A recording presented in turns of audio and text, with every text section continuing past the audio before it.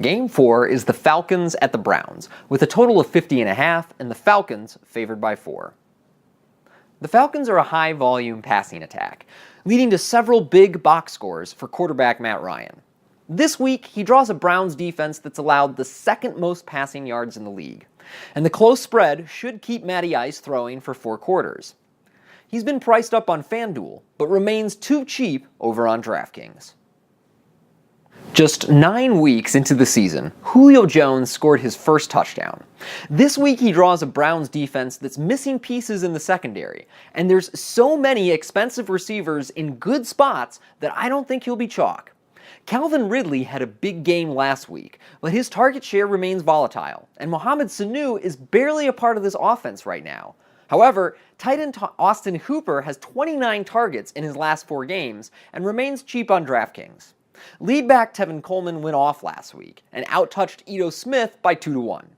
Coleman flashed his speed on 2 touchdown receptions, and he remains affordable against a Cleveland defense that's allowed 8 rushing touchdowns in its last 4 games. I'll definitely have shares of Coleman on DraftKings this week.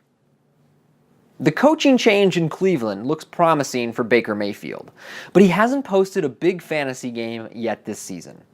The opportunity is certainly there against the Falcons, as their defense has allowed the 4th most touchdown passes in the league. While I find Mayfield interesting, he hasn't shown enough upside for me to bite. Jarvis Landry is the 2nd most targeted receiver in the league, but the short average depth has limited his ceiling.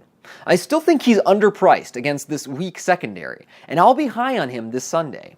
Antonio Callaway has solidified himself as the 2nd option for the Browns, and he's been productive in back-to-back games. And tight end David Njoku has a good matchup for his position, but has less than 10% of the Browns' target share over the last 3 weeks. Running back Nick Chubb is averaging 21 touches a game since his promotion to starter, but the Falcons are a solid rush defense.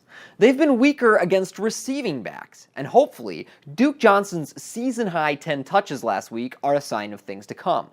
Obviously, his 2 touchdown performance was fluky, but the game script and matchup set up better for Johnson than Chubb.